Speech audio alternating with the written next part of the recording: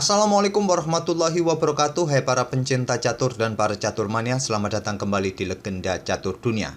Champion Chess Tour seri kelima sudah selesai kemarin lusa, yang dimenangkan oleh Levon Aronian berhasil mengalahkan Wei Yi di babak final. Dan juga Rapid Chess Championship yang ada di chess.com cuma ada hari Sabtu dan Minggu saja kawan. Dan untuk hari Selasa tentu akan saya berikan info-info lainnya ataupun game-game lainnya.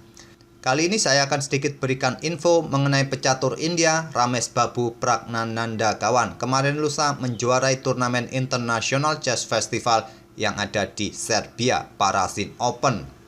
Kalau dilihat dari para peserta yang ikut di turnamen Open ini kawan, kayaknya turnamen ini bukan kelasnya Pragnananda lagi. Harusnya lebih tinggi lagi Pragnananda mencari turnamen-turnamen. Karena di turnamen ini kawan, elo rating para peserta kebanyakan di bawah 2500 kawan. Hanya ada dua pemain saja, yaitu Pragnananda dan Alexander Bredke asal Rusia yang di atas 2600. Jadi saya rasa bukan kelasnya lagi bagi Pragnananda ikut turnamen Open semacam ini. Mungkin ini merupakan kebijakan dari Federasi India kawan yang ingin mengangkat para pemainnya. Di tahun ini banyak sekali atlet-atlet catur dari India yang diikut sertakan di turnamen-turnamen Open yang ada di Eropa kawan. Bukan hanya kelas Grandmaster, International Master, FIDE Master, dan kelas di bawahnya pun banyak yang diikut sertakan oleh federasi. Ya, kita tidak bisa membandingkan federasi kita dengan India kawan. Mungkin di India banyak sponsor, terus pendanaannya pun cukup besar. Ya, kita doakan saja bagi Percasi mendapatkan banyak dukungan untuk bisa mendorong para atlet-atlet kita untuk berlaga mengikuti turnamen-turnamen yang ada di Eropa untuk mengangkat elo rating kawan. Dan kemenangan dari Ramesh Babu Pragnananda selama permainan 9 babak dalam babak Swiss kawan atau format Swiss, yaitu mendapatkan nilai sebesar 8 poin tanpa tersentuh kekalahan. Ini didapat dengan 7 kali kemenangan dan 2 kali remis kawan. Dengan 8 poin, nomor 2 Alexander Bredke. Coba lihat kawan, elo rating para pemain ini tidak ada yang di atas 2500. Hanya ada dua, yaitu Pragnananda dan Alexander Bredke. Selebihnya di bawah 2500 semua. Jadi saya rasa memang bukan kelas dari Pragnananda. Pragnananda harus lebih naik ke atas lagi. Dan untuk game yang akan kita otak-atik dari Pragnananda ini, saya pilih saat bertemu dengan pecatur senegara Grandmaster asal India juga kawan, yang elo ratingnya sudah di bawah 2500. Mungkin sebelum-sebelumnya sudah banyak mengalami kekalahan sehingga elo ratingnya turun kawan, yaitu Kalyan Arjun di babak ke-8. Langsung saja kita otak-atik gamenya kawan. Pragnananda pegang putih mengawali dengan pion D4, Kalyan Arjun menjawab kuda F6. Cukup standar kawan, pion C4, pion E6, kuda C3, dan gajah B4. Nimzo Indian Defense lagi. Di posisi ini tak perlu saya tunjukkan lagi variasi-variasi apa yang terjadi atau bisa kalian pilih. Banyak sekali kawan. Di video-video sebelumnya sudah sangat sering, jadi saya akan direct saja ke permainannya langsung. Pion E3, variasi normal dipilih oleh Pragnananda, rokade oleh Kalyan Arjun, gajah D3, pion D5 menantang pertukaran pion pusat langsung diterima. Dan dipukul balik menggunakan pion E untuk membuka lajur E nanti bagi beteng ke depan kawan. Dibalas dengan langkah pengembangan kuda ke E2. Benteng E8, gajah berkembang ke D2 memblokade pimpinan dari gajah gelap hitam. Dan di sini pion C6 memperkuat posisi pion pusat. Rokade oleh Pragnananda, gajah gelap ditarik mundur ke peta F8. Yang biasanya kalau ditarik mundur seperti ini, Fiacento akan dilakukan di beberapa langkah berikutnya. Ada juga yang sering memainkan gajah ini ditaruh di diagonal ini kawan, ke peta D6. Ini juga paling sering dalam permainan Nimzo Indian Defense. Gajah F8, Menteri C2, incar pion yang ada di peta H7 jelas. Dan biasanya untuk melepaskan tekanan, ya pion ini didorong maju satu peta cukup bagus. Tapi di sini pion A5, ini juga bagus dari hitam. Pion A3 untuk menghadang pergerakan pion hitam, masih mempunyai kesempatan didorong maju. Kemungkinan dipersiapkan juga pion B4 untuk bertarung dengan pion A hitam nanti. Atau juga mengontrol peta ini kawan, peta B4. Yang terlihat kuda hitam jika bermanuver berkembang lewat A6, ya tidak lagi bisa menduduki peta B4 ke depan. Kuda lompat ke peta A6 dan di sini benteng A bergeser ke D1. Tadi kawan bermain dengan pion F3 untuk kontrol peta E4 atau peta G4 ini juga bisa dimainkan oleh putih. Langkah yang bagus juga. Dan pion G6 berencana via cintu gajahnya nanti dan raja putih bergeser ke H1. Pion F3 ini juga bisa sesegera mungkin untuk dimainkan. Seperti tadi kontrol peta-peta ini kawan. Dari aktivitas kuda ataupun gajah yang ingin mempressure di diagonal ini kawan, ataupun untuk dukungan pion E-nya nanti bertarung di peta pusat. Tapi Pragnananda memilih dengan langkah raja bergeser ke peta H1. Mungkin Pragnananda membuat langkah menunggu di sini, menunggu apa yang akan dibuat oleh lawannya. Lawannya memainkan gajah D7, langsung mendorong merupakan pilihan stockfish kawan, mendorong pion B5 ini. Gajah D7 terlebih dahulu untuk memberikan backup lebih sebelum mendorong pionnya nanti. Mungkin itu maksud dari Arjun. Pion F3 sekarang dimainkan oleh Pragnananda. Barulah sekarang pion B5 dan pion E4. Di sini tantangan ditolak, pion B4 dimainkan. Lebih memilih menantang pertukaran di lajur B. Tantangan juga ditolak oleh Pragnananda, memilih kuda ke A4. Dan barulah sekarang pion B pukul pion A3. Dipukul balik menggunakan pion. Selanjutnya pion C5 dimainkan oleh Arjun. Langkah yang bagus. Membuka diagonal terang bagi gajahnya incar kuda A4. Walaupun sementara posisi kuda masih cukup aman. Dan pion ini kedepannya kan bisa didorong untuk menjebak gajah terang putih. Jika tantangan pertukaran pion ini ditolak oleh putih kawan. Dan di posisi ini tadi, kenapa hitam tidak berani ambil pion A3 langsung saja kawan dengan gajah seperti ini dan unggul satu pion, mempunyai pion bebas ke depannya. Langkah ini berbahaya kawan karena akan merugikan hitam. Hitam akan kalah satu perwira nantinya.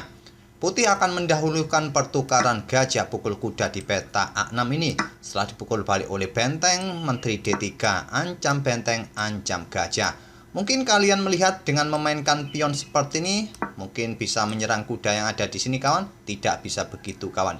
Karena setelah menteri ambil benteng, gajah ambil kuda, nanti di sini benteng A1 menyerang dua atau memberikan serangan tusuk sate seperti ini kawan.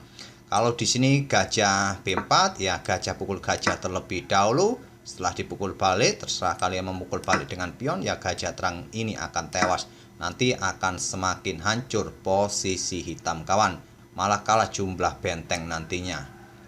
Oleh karena itulah pion ini tidak dipukul, tadi memainkan pion C5 dan ini langsung diterima oleh Pragnananda dengan memukulnya menggunakan kuda.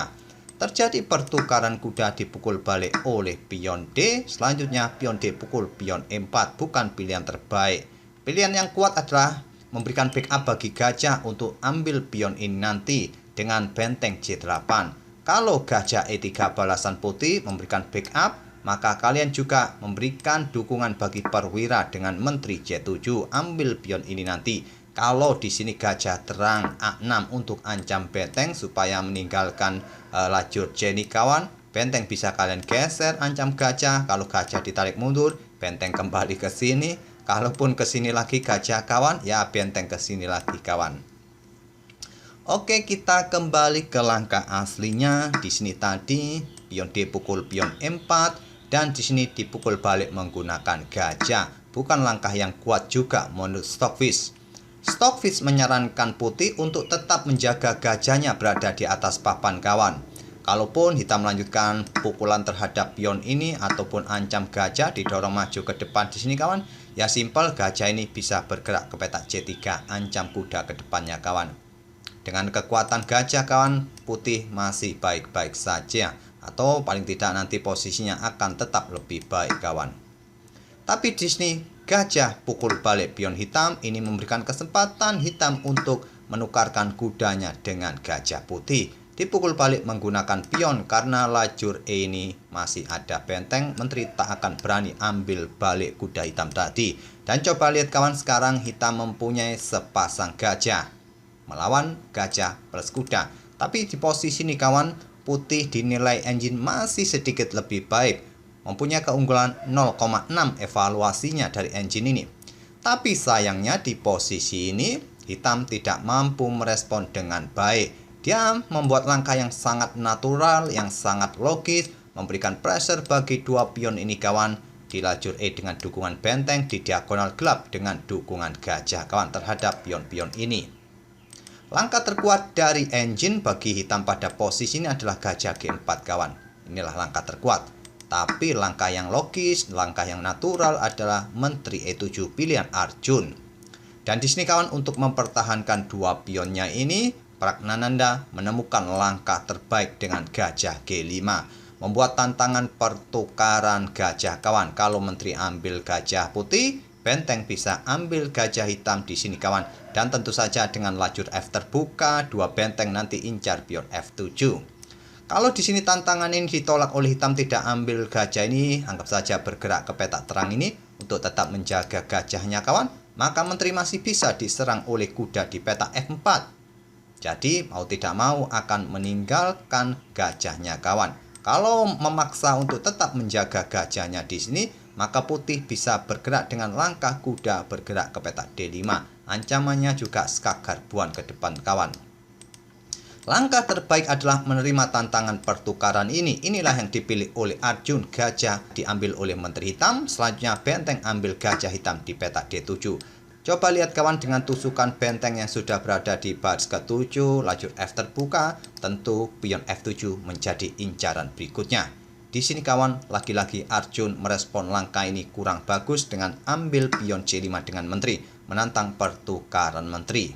Langkah terbaik adalah menantang pertukaran benteng di petak E7 kawan. Kemungkinan pion C6 akan dimainkan untuk mempertahankan bentengnya. Di sini mungkin menteri akan ke petak E5, memberikan pressure bagi pion ini ke depan kawan.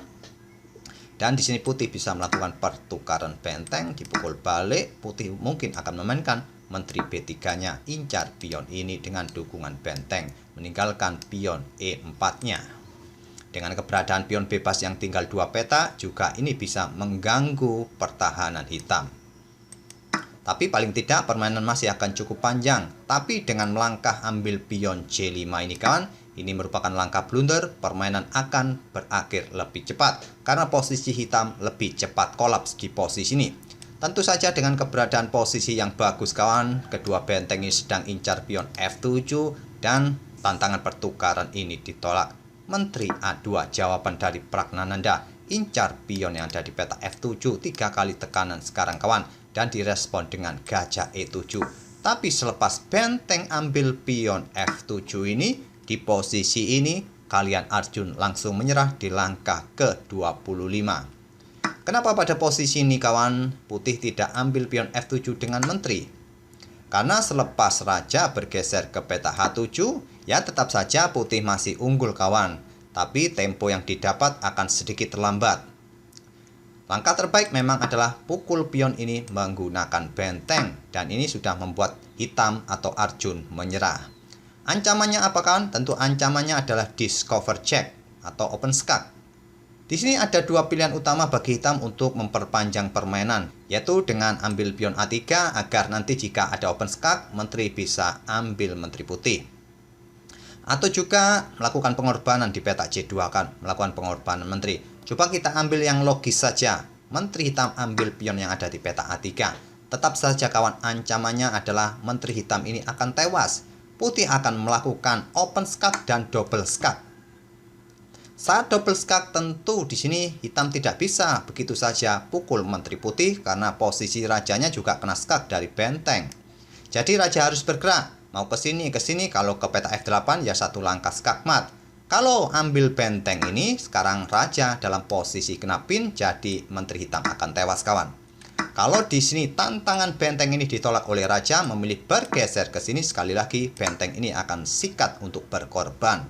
Dan raja sudah tidak bisa bergerak ke petak terang lagi kawan, terpaksa ambil benteng, tetap dalam posisi kena pin, menteri hitam tewas kawan. Dan sampai di sini saya rasa tak perlu kita lanjutkan lagi variasi ini.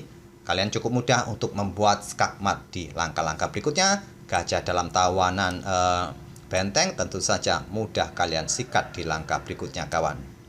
Oleh karena itu pada posisi ini saat benteng ini sikat pion F7, di sini kalian Arjun menyerah di langkah ke-25.